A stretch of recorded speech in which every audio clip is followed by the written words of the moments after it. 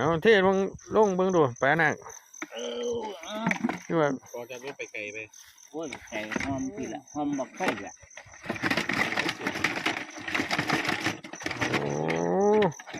บอกว่าได้แหมออกฟังบ่ได้เอ้ยถึงที่ตีโลเลยนี่เอ้ยต้องเรียนรุ่นเดียวกันนี่สิโอ้ยปลาคอใหญ่ครับพี่น้องผมสั่นเนี่ยปลานิ่นก็ได้งัดเข้าไปเย็ดเข้าไปโอ้เอ้ยเดี๋ยวติดของเลยเอามาน้ำมูเนาะโอ้ยเดี๋ยวออกพอเดี๋ยวได้เยอะใช่ล่ะนะได้เยอะใช่โอ้ยกับตัวเขาแหละเด้แม่งัดเข้าไป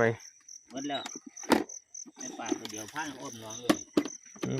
ปลา3 ตัวโอ้เดี๋ยวหันประกวดโอ้ยตัวนี้ก็จะไปป่นเท่าไหร่ป่นใหญ่แท้ป่นไงพูดปนข้ามปุ่มพูด